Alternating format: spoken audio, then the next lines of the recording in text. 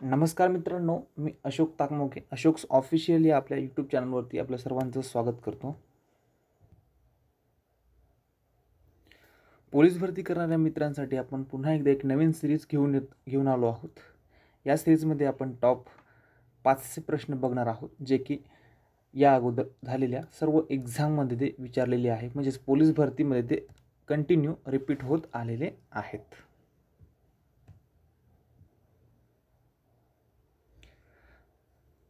जे माझे मित्र पोलीस भरतीसाठी नवीन असेल त्या मित्रांनी हे प्रश्न पाठच करून टाकायचे आणि जे मित्र ज्यांचा अभ्यास बऱ्यापैकी झालेला आहे त्यांनी मात्र फक्त एकच करायचं, कानामध्ये हेडफोन टाकायचे आहे आणि हा व्हिडिओ ऐकायचा आहे. कारण याच्यामध्ये असे प्रश्न आहेत जे परीक्षेमध्ये वारंवार रिपीट झालेले आहेत. फक्त नवीन मित्रांनाच या ठिकाणी विनंती आहे की तुम्ही सर्व प्रश्न लिहून घेतले तरी चालतील आणि व्हिडिओ हा रिपीट जर बघितला तर ते प्रश्न तुमचे ॲटोमॅटिक पाठ होतात. तत्पूर्वी आपण जर या चॅनलवरती नवीन असाल तर नक्कीच आपण या चॅनलला सबस्क्राईब करायचं आहे आणि बेल आयकॉनला सुद्धा क्लिक करायचं आहे, जेणेकरून जेव्हा मी नवीन व्हिडिओ अपलोड करेल तेव्हा आपल्याला त्याचं नोटिफिकेशन भेटत जाईल. प्रश्नांबाबत जर आपल्याला काही समस्या उद्भवत असेल, त्याच्यामध्ये काही आपल्याला सुधारणा सांगायची असतील तर नक्कीच तुम्ही कमेंट बॉक्समध्ये सांगू शकता. चला तर सुरुवात करूया आपल्या या सिरीजला. टॉप 500 प्रश्न. यातील पहिला प्रश्न आहे, महाराष्ट्रातील असा कुठला जिल्हा आहे ज्याला सर्वाधिक समुद्रकिनारा लाभलेला आहे? आणि या प्रश्नाचं उत्तर सर्वांना माहिती आहे, म्हणजे ज्यांचा अभ्यास जुना आहे अशा विद्यार्थ्यांना हे उत्तर माहिती आहे आणि त्याचं उत्तर आहे रत्नागिरी. तर मित्रांनो, रत्नागिरीला जवळपास 237 किलोमीटरचा समुद्रकिनारा लाभलेला आहे. ठीक आहे. तर कोकणातील जेवढे काही जिल्हे आहेत त्या सर्वांना समुद्रकिनारा लाभलेला आहे. आता याच टॉपिकवरती आणखी एक प्रश्न येतो, महाराष्ट्रातील असे किती जिल्हे आहेत ज्यांना समुद्रकिनारा लाभलेला आहे? तर टोटल 7 जिल्हे. तर हे सुद्धा लक्षात ठेवायचं आहे. आणखी सुद्धा ज्यांचा अभ्यास बऱ्यापैकी झालेला आहे त्यांनी याच प्रश्नाला आणखी सुद्धा काही गोष्टी लिंक करून ठेवायचे. फॉर एक्झाम्पल की भारतातील किती राज्यांना समुद्रकिनारा लाभलेला आहे? आणखी प्रश्न, राज्याला किती किलोमीटरचा समुद्रकिनारा लाभलेला आहे? भारतातील सर्वाधिक समुद्रकिनारा लाभलेलं राज्य कोणतं? ठीक आहे. तर आपल्याला हे माहीत असेल तर नक्कीच तुम्ही कमेंट बॉक्समध्ये सांगायचं आहे आणि या ठिकाणी आपला जो अभ्यास आहे तो थोडासा आणखी प्रगल्भ करण्याचा प्रयत्न करायचा आहे. पुढचा प्रश्न बघा, भावार्थ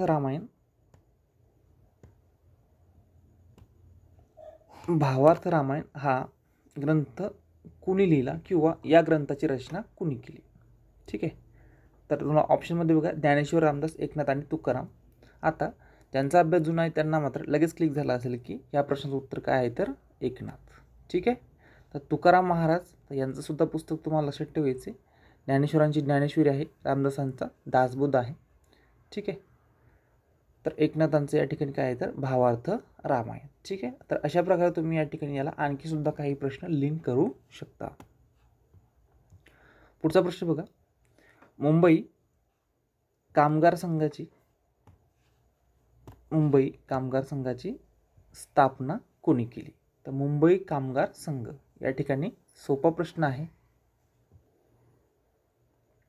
प्रश्न सोपाच आहे, परंतु या ठिकाणी फक्त थोडंसं कन्फ्यूज आपण होऊ शकतो आणि ते कन्फ्यूज आपण असं होणार या दोन ऑप्शनमध्ये, नारायण जोशी की नारायण लोखंडे. ठीक आहे. आता मित्रांनो, आपण परीक्षेमध्ये नाही आहोत, पण ज्यावेळेस आपण मेन पेपरला बसलेलो असतो आणि त्यावेळेस आपल्यासमोर असे ऑप्शन येतं त्यावेळेस आपण 50-50% खेळतो, नेमकं नारायण जोशी की नारायण लोखंडे. तर अशा प्रश्नांमध्ये तुमचं उत्तर हे फिक्स पाहिजे आणि प्रश्नाचं उत्तर आहे नारायण लोखंडे. ठीक आहे. ज्यावेळेस ॲक्च्युअल परीक्षेमध्ये हा प्रश्न येईल त्याच वेळेस आपल्याला प्रश्नाची किंमत कळते. पुढचा प्रश्न बघा, पुणे करार कोणत्या वर्षी झाला? ठीक आहे. साधा प्रश्न आहे, पुणे करार कोणत्या वर्षी झाला? आणि त्याचं उत्तर आहे 1932. आणखी एक याच्यामध्ये, आता हे इतिहासाशी संबंधित असलेला प्रश्न आहे, तर नक्कीच इतिहासाशी संबंधित असणारे जे काही प्रश्न आहेत किंवा इतिहासाचे सर्व लेक्चर्ससुद्धा आपण आपल्या या यूट्यूब चॅनलवरती अपलोड करणार आहोत. त्यामुळेच आपण जर चॅनलवरती नवीन जर असाल तर नक्की त्याला सबस्क्राईब करून ठेवा. ज्याप्रमाणे इतिहास आहे, भूगोलच्या पण काही लेक्चर्स अपलोड केलेले आहे, त्याचप्रमाणे राज्यशास्त्राचे म्हणजेच काय भारतीय राज्यघटनेसुद्धा लेक्चर्स आपण अपलोड करणार आहोत. असे या प्रकारे एक एक विषय आपण या ठिकाणी कव्हर करण्याचा प्रयत्न करणार आहोत. आता बघा, पुणे करार कोणाकोणामध्ये झाला तर महात्मा गांधी आणि डॉक्टर बाबासाहेब आंबेडकर. ठीक आहे, यावर सुद्धा परीक्षेने प्रश्न आलेला आहे आणि तो रिपीट होण्याचे चान्सेस राहतात. ठीक आहे, तर या प्रश्नादृष्टीने याचं उत्तर तुम्हाला लक्षात ठेवायचं आहे 1932. पुढचा प्रश्न बघा,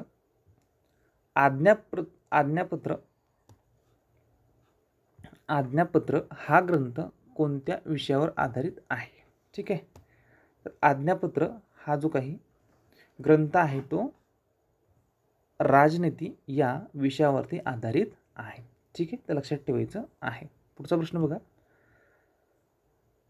अजातशत्रू रिकामी जागा या नावाने सुद्धा ओळखला जायचा. आता अजातशत्रूवरती प्रश्न आलाय, तर म्हणजेच तुम्हाला या ठिकाणी जो काही मध्ययुगीन भारत आहे त्याच्यावरती हा प्रश्न विचारलेला आहे, तर त्याला कुणिक या नावाने सुद्धा ओळखलं जायचं. पुढचा प्रश्न बघा, कथ्थक हा बघा, कथ्थक हा नृत्य प्रकार कोणत्या राज्याशी संबंधित आहे? तर कथ्थक हा जो काही नृत्य प्रकार आहे तो खालीलपैकी कोणत्या राज्याशी संबंधित आहे? तर कथ्थक म्हटलं तर त्याचं सरळ उत्तर काय आहे, तर उत्तर प्रदेश. ठीक आहे, तर उत्तर प्रदेश या ठिकाणी लक्षात ठेवायचं आहे. आता ज्याप्रमाणे नृत्य प्रकार आहेत भारतामध्ये, खूप सारे नृत्य प्रकार आहे. फॉर एक्झाम्पल महाराष्ट्राची लावणी असेल, त्यानंतर भरतनाट्यम असेल, त्यानंतर हे कथ्थक असेल, त्यानंतर कुचिपुडी आहे. या प्रकारे तुम्हाला बरेच सारे नृत्य प्रकार हे बघायला भेटतात. ठीक आहे, तर त्या टाईपचा हा प्रश्न आहे. तर इतर जे काही नृत्य प्रकार आहे ते सुद्धा या ठिकाणी तुम्ही कव्हर करायचं आहे किंवा आपल्या वहीमध्ये लिहून ठेवायचं आहे. पुढचा प्रश्न बघूया,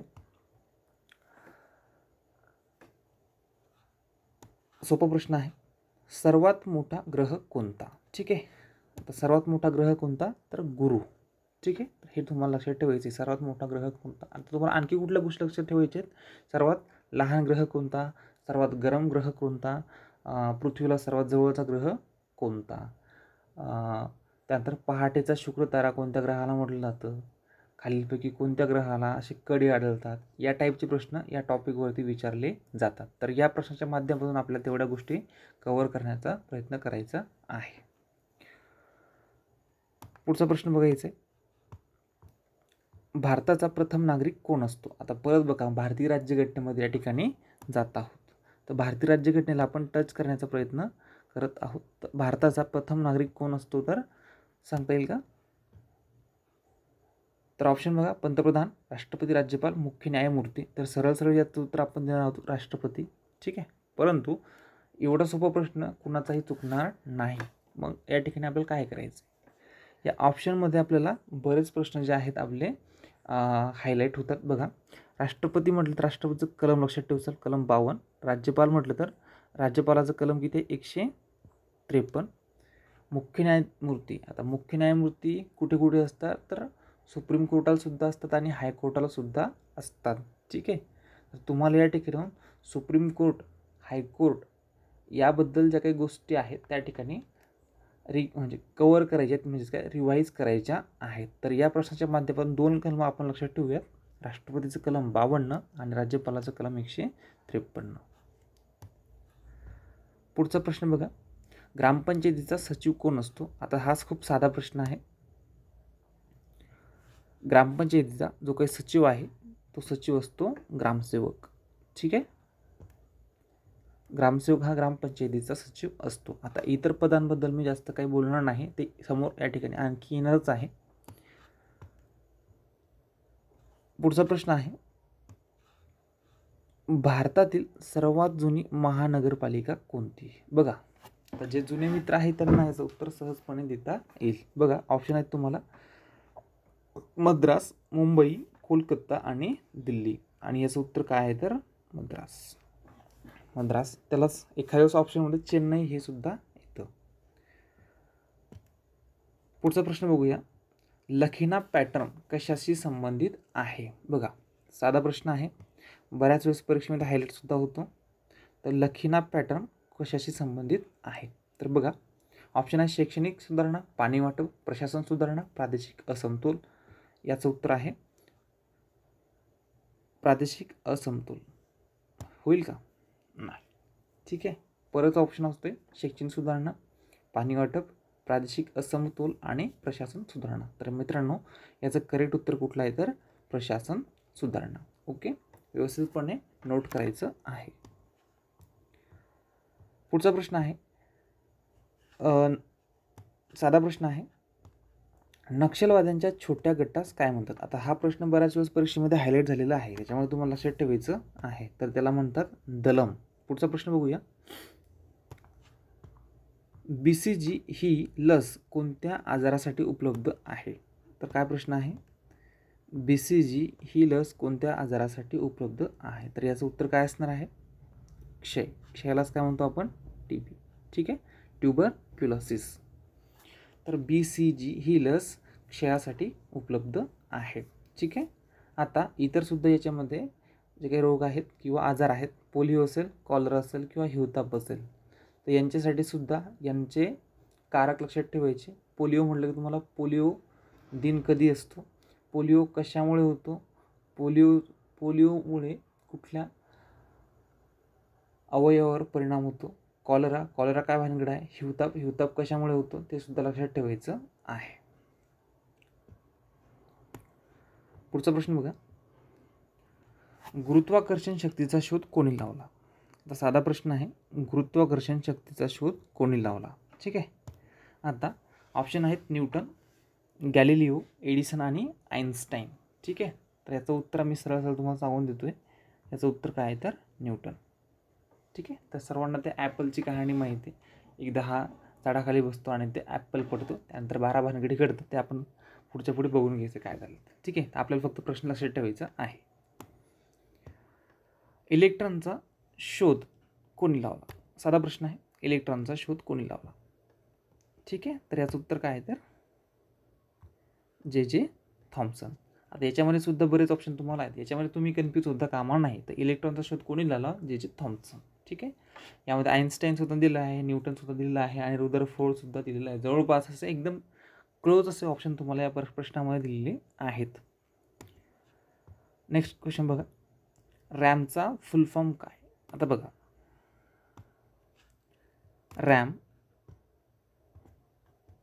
रॅमचा फुल फॉर्म काय? ठीक आहे, तर रॅमचा फुल फॉर्म जवळपास सर्वांना माहीत असेल, कारण सर्वजणच मोबाईलचा वापर करतात आणि सर्वांकडे जवळपास अँड्रॉइड बेस्ड व्हर्जन असतात. ठीक आहे, त्याच्यामध्ये रॅम ही वापरलेली असते. आपण म्हणतो 2 GB RAM, 4 GB RAM, 8 GB RAM, त्या प्रकारे. ठीक आहे, तर रॅमचा फुल फॉर्म काय आहे? तर रँडम ॲक्सेस मेमरी. ठीक आहे, तर रँडम ॲक्सेस मेमरी सोबत तुम्हाला आणखी एक लक्षात ठेवायचं, रॉम लक्षात ठेवायची, आणि याचं जे काही फुल फॉर्म आहे ते रीड ओनली मेमरी. ठीक आहे, तर याप्रमाणे आणखीसुद्धा तुम्हाला आणखी जे काही समजा शॉर्ट फॉर्म दिलेले असतात, फॉर एक्झाम्पल URL, HTTP.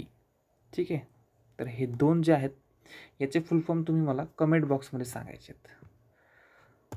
चलो, पुढचा प्रश्न बघा, इंटरपोलचं मुख्यालय कुठे आहे? तर इंटरपोलचं मुख्यालय कुठे आहे? तर इंटरपोलचं मुख्यालय हे फ्रान्समध्ये आहे, लिओन या ठिकाणी.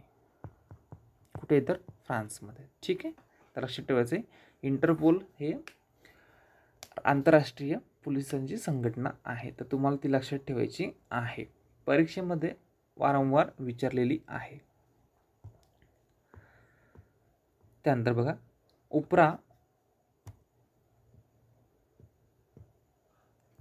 उपरा या प्रसिद्ध कादंबरीचे लेखक कोण आहेत?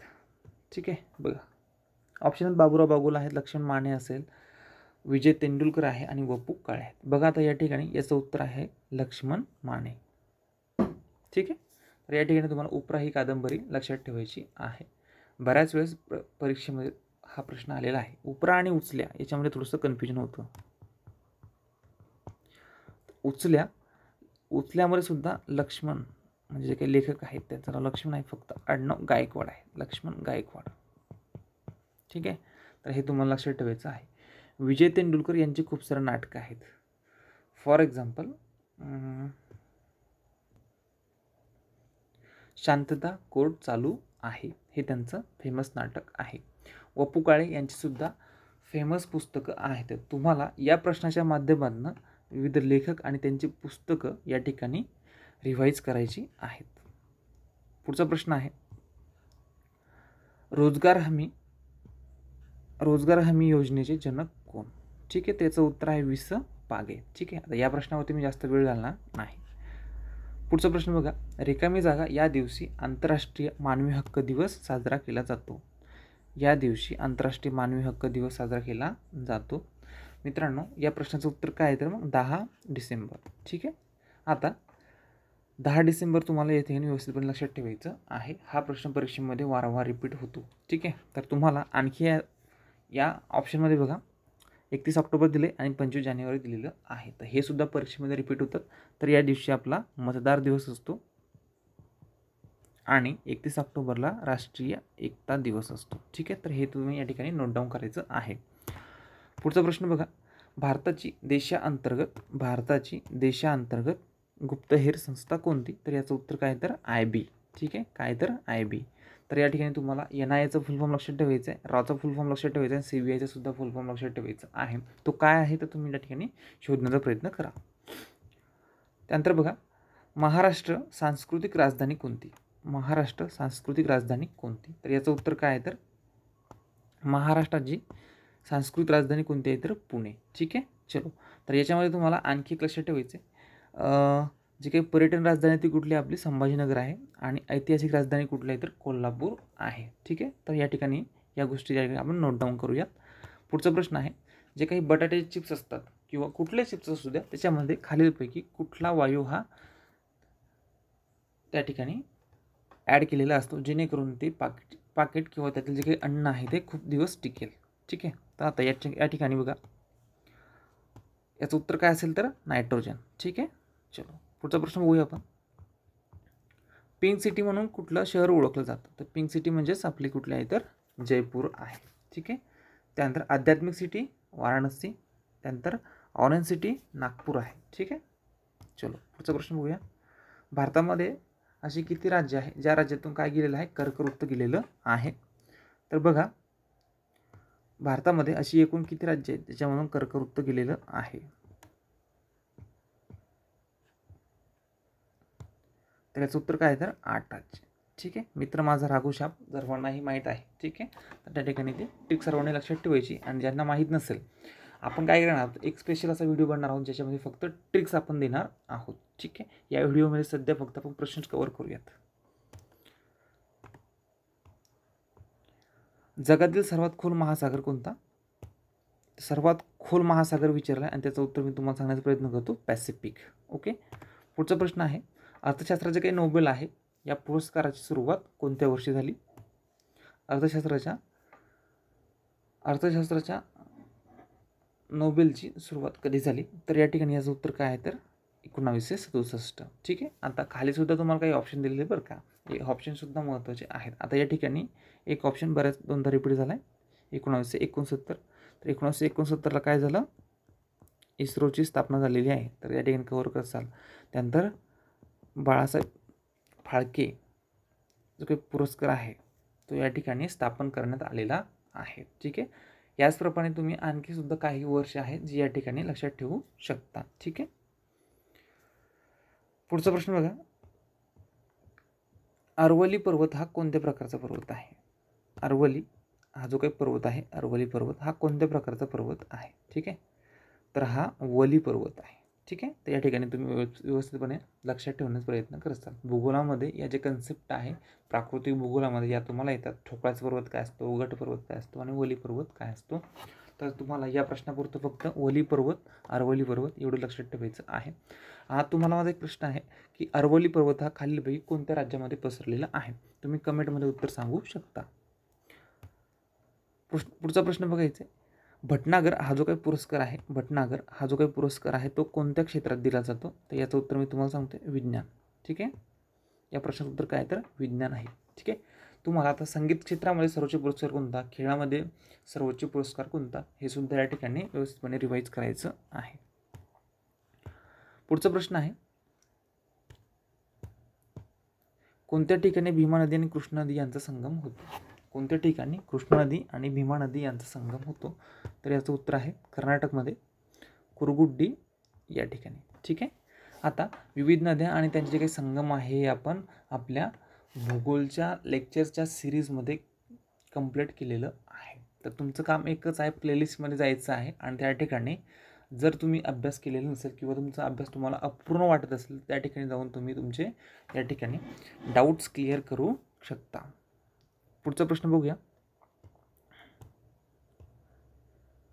प्रभाकर हे जे काही साप्ताहिक आहे किंवा जे काही वृत्तपत्र आहे प्रभाकर, हे कोणी सुरू केलं? तर याचं उत्तर काय आहे तर भाऊ महाजन. ठीक आहे. इतिहासामधला हा प्रश्न आहे. विविध समाजसुधारक असतील किंवा स्वातंत्र्य संग्रामामध्ये योगदान देणारे जे काही आपली मंडळी आहे किंवा महापुरुष आहे ते त्यांच्यावरती जर प्रश्न पडला तर सरासरी वृत्तपत्र आपल्याला विचारले जातात. त्यातला हे प्रश्न आहे. तर प्रभाकर हे जे काही वृत्तपत्र आहे कोणी सुरू केलं? तर भाऊ महाजन हे त्यांचं उत्तर आहे. तर माझा प्रश्न तुम्हाला असा आहे की भाऊ महाजन यांचं पूर्ण नाव काय? मला कमेंटमध्ये सांगायचं आहे भाऊ महाजन यांचं पूर्ण नाव काय. कारण भाऊ महाजन यांचं जे काही पूर्ण नाव आहे त्यावर सुद्धा परीक्षेने प्रश्न विचारलेला आहे. ठीक आहे. आणखी एक प्रश्न आहे, साने गुरुजी श्यामच्याही सर्वांना माहिती आहे. गाडगे बाबा जवळपास सर्वांना माहीत असेल. कीर्तनाच्या माध्यमातून समाज प्रबोधनाचं त्यांनी काम केलेलं आहे. त्यानंतर गोपाळ गणेश आगरकर आधी समाज सुधारणा की धार्मिक सुधारणा, आपल्याला हे सर्व इतिहासामध्ये आपण हे अभ्यासलेलं आहे. ठीक आहे. तर तुम्हाला या ठिकाणी प्रभाकर हे वृत्तपत्र कोणाचं आहे तर भाऊ महाजन या ठिकाणी या प्रश्नाच्या माध्यमातून एवढं लक्षात ठेवायचं आहे. ठीक आहे. महाराष्ट्रामध्ये सह्याद्री पर्वताची लांबी किती? महाराष्ट्रामध्ये सह्याद्री पर्वताची लांबी किती? आता या ठिकाणी थोडंसं कन्फ्युजन आहे, ते कन्फ्युजन मी तुमचं दूर करतो. आता ज्यावेळेस तुम्हाला असं परीक्षेमध्ये विचारलं की महाराष्ट्रामध्ये सह्याद्री पर्वताची लांबी किती आहे, ठीक आहे, तर तुम्हाला 440 आणि 750 याच्यामध्ये कन्फ्युजन होऊ शकतं. जे सौदी सरांचं जुनं पुस्तक आहे त्याच्यामध्ये तुम्हाला हेच उत्तर आहे. परंतु आत्ता MPSCची एक्झाम झाली होती त्याच्यामध्ये मात्र याचं उत्तर काय दिलेलं आहे 440 म्हणून. यानंतर तुम्ही सुद्धा याचं उत्तर काय द्यायचं आहे 440. ठीक आहे. परंतु ऑप्शनमध्ये दोन्हीपैकी एक काहीतरी असेल, एकदा 750 असेल किंवा 440 असेल, तर दोन्हीपैकी एकच ऑप्शनमध्ये अवेलेबल असणार आहे. ठीक आहे. जे अवेलेबल असेल तेच उत्तर तुम्ही या ठिकाणी द्यायचं आहे. परंतु जे काही ऑथेंटिक सोर्स आहे त्याच्यामध्ये मात्र ते 440 म्हणजेच काय MPSCने दिलेलं उत्तर आपण या ठिकाणी ऑथेंटिक मानतो. ठीक आहे. म्हणून या ठिकाणी ते सुद्धा आपण 440च मानूयात. रिकामी जागा या जिल्ह्याची साक्षरता सर्वात कमी आहे. असा प्रश्न आहे की कोणत्या जिल्ह्याची साक्षरता सर्वात कमी आहे? आता बघा जनगणनेवर आधारित हा प्रश्न आहे. ठीक आहे. आणि याचं उत्तर काय तर नंदुरबार. ठीक आहे. भूगोलामध्ये आपण जे काही समजा लोकसंख्येवर आधारित प्रश्न आहे ते आपण कंटिन्यू करणार आहोत. त्या भूगोलच्या लेक्चर सिरीजमध्ये ते आपण कंटिन्यू करणार आहोत. ठीक आहे. ज्यांचा अभ्यास आजही म्हणजे अपूर्ण आहे त्यांनी आपल्या प्लेलिस्टमध्ये जायचं आहे. तुम्हाला भूगोलाचे सर्व लेक्चर्स अपलोड केले जातील. पुढचा प्रश्न आहे इतिहासाशी संबंधित प्रश्न आहे. आर्थिक विकेंद्रीकरणाचा जनक कोण? तर याचं उत्तर आहे लॉर्ड मेयो. ठीक आहे. तुम्ही जर इतिहासामध्ये गेलात तर विविध जे काही व्हॉइसरॉय आहे किंवा गव्हर्नर जनरल आहे ते आपल्याला दिसतात. जसं की मेकॉले असेल, लॉर्ड कर्झन असेल किंवा लॉर्ड डलहौसी असेल. ठीक आहे. परंतु प्रश्नाच्या संदर्भाने विचार केला आपण तर आर्थिक विकेंद्रीकरणाचा जनक कोण आहे तर लॉर्ड मेयो. पुढचा प्रश्न आहे महाराष्ट्रात 1 मे 1960 या दिवशी किती जिल्हे होते? तर त्याचं उत्तर काय आहे तर 26 जिल्हे होते. आज किती जिल्हे आहेत? 36 जिल्हे आहेत. पुढचा प्रश्न बघा. RBIचं राष्ट्रीयकरण रिकामी जागा यावर्षी झालं. RBIचं राष्ट्रीयकरण रिकामी जागा यावर्षी झालं. ठीक आहे. बघा आता याचं उत्तर काय तर 1949. मग RBIची स्थापना कधी झाली सर? 1935ला. कधी झाली? 1935ला. ठीक आहे. आणि 1955ला काय SBIचं राष्ट्रीयकरण करण्यात आलं किंवा जी काही जुनी इम्पिरियल बँक होती तिचं SBIचं नामकरण करण्यात आलेलं आहे. ठीक आहे. आणखी सुद्धा अर्थशास्त्राशी संबंधित जे काही प्रश्न आहेत, जे काही अर्थशास्त्राचे महत्त्वाचे प्रश्न असतील तेच आपण या ठिकाणी एका सिरीजमध्ये कंप्लीट करणार आहोत. तर या प्रश्नाच्या दृष्टीने एवढं जर तुम्ही लक्षात ठेवलं आणि पाठ केलं किंवा नोट डाऊन केलं तरी तुमचं या ठिकाणी पुरेसं आहे. पुढचा प्रश्न बघा, खानापूरचं जे काही पठार आहे ते खालीलपैकी कोणत्या जिल्ह्यामध्ये आहे? खानापूरचं पठार, खानापूरचे पठार. ठीक आहे, याचं उत्तर आहे सांगली. काय तर सांगली. तुम्हाला परीक्षेमध्ये आणखी विचारलं जाऊ शकतं सासवडचे पठार. तर सासवडचं पठार कुठे आहे? तर पुण्याला आहे. ठीक आहे, या प्रकारे जे काही 5-6 पठार आहेत जे काही परीक्षेमध्ये वारंवार रिपीट होतात ते आपण कंप्लीट केलेले आहेत. एकच करायचं आहे, प्लेलिस्टमध्ये जायचं आहे, भूगोल उघडायचं आहे, त्याच्यामध्ये तुम्हाला हे भेटेल.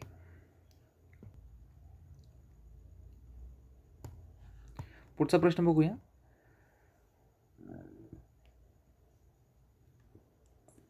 विज्ञानाशी संबंधित प्रश्न आहे. रिकामी जागा आवर्तनात सर्वाधिक मूलद्रव्ये आहेत. ऑप्शन आहेत तुम्हाला 4थ्या, 5व्या, 6व्या आणि 7व्या. आता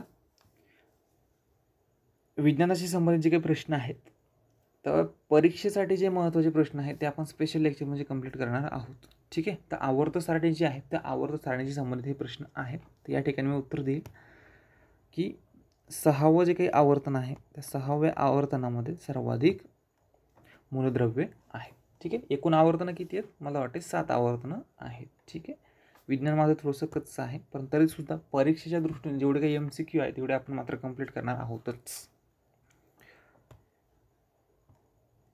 पुढचा प्रश्न बघा, CNGचा फुल फॉर्म काय?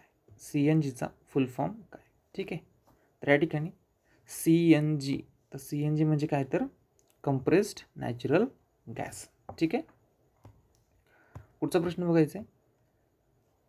हा प्रश्न जो काही प्राचीन इतिहास आहे त्याच्याशी संबंधित आहे. बघा, पॅगोडा हा जो काही वस्तूचा प्रकार आहे तो खालीलपैकी कोणत्या धर्माशी संबंधित आहे? तर याचं उत्तर आहे बौद्ध धर्म. ठीक आहे, नेक्स्ट क्वेश्चन बघूया. औरंगजेब याची कबर कोठे आहे? औरंगजेब याची कबर कोठे आहे? तर औरंगजेब तर याची कबर कुठे आहे? तर ती आहे खुलताबादला. ठीक आहे, नेक्स्ट क्वेश्चन बघूया आपण. स्वराज्यामध्ये रिकामी जागा हे न्यायाधीश होते. स्वराज्यामध्ये रिकामी जागा हे न्यायाधीश होते. आता छत्रपती शिवाजी महाराजांचे काही अष्टप्रधान मंडळ होतं त्यातील हा एक प्रश्न आहे. तर तुम्हाला या ठिकाणी विचारलेलं आहे की न्यायाधीश हे कोण होते? ठीक आहे, तर निराजीरावजी हे न्यायाधीश होते. त्यानंतर हंबीरराव मोहिते कोण होते? अण्णाजी दत्तो कोण होते? आणि रामचंद्र शंकर डबीर कोण होते? मला ऑप्शनमध्ये तुम्ही कमेंट बॉक्समध्ये सांगायचं आहे नेमकं कोण होतं. ठीक आहे, आपलं जर काही टेलिग्राम चॅनल आहे या टेलिग्राम चॅनलवरती जर तुम्ही भेट दिली तर मी अष्टप्रधान मंडळाची यादी टाकणार आहे. ठीक आहे, त्या ठिकाणाहून तुम्ही ती डाउनलोड करू शकता आणि यातील जे काही अष्टप्रधान मंडळातील विविध मंडळी आहे त्यांची नावं नोट डाऊन करू शकता, कारण त्याच्यावरती परीक्षेमध्ये एकतरी प्रश्न आपल्याला बघायला भेटतो. पुढचा प्रश्न बघा, साधा प्रश्न आहे, कुणी याचं उत्तर देऊ शकतं. भारतीय असंतोषाचे जनक कोण? तर याचं उत्तर काय? तर लोकमान्य टिळक.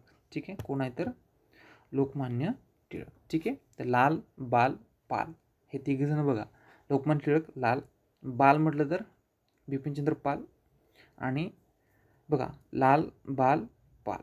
ठीक आहे, हे तिघेजण जे होते ते हे जहाल क्रांतिकारी होते. ठीक आहे, यामध्ये लाल कुणासाठी? तर लाला लजपतराय. बाल कुणासाठी आहे? तर लोकमान्य यांना बाळ गंगाधर टिळक या नावानं ओळखलं जातं. आणि पाल म्हटलं तर बिपिनचंद्र पाल. आणि भगतसिंग म्हटलं की ते समोर येतात. ठीक आहे,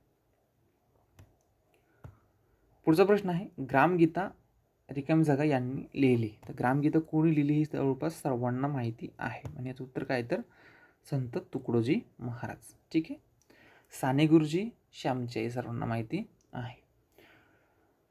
लोकनायक जे आहेत, लोकनायक, आता मला ऑप्शनमध्ये सांगायचं, लोकनायक खालीलपैकी कुणाला म्हटलं जायचं? नेक्स्ट क्वेश्चन बघा, मेळघाट कुठे आहे?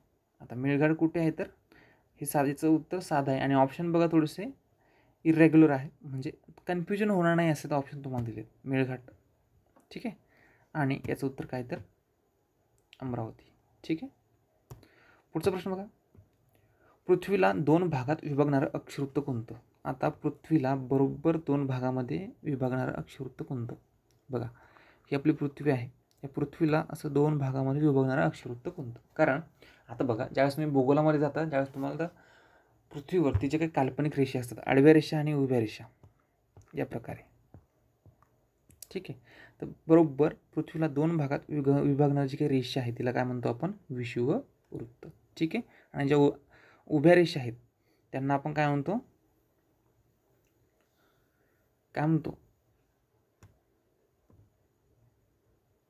तर उभ्या रेषेनं काय म्हटलं जातं? रेखावृत्त. आणि आडव्या रेषेनं काय म्हटलं जातं? अक्षवृत्त, ठीक आहे. चल,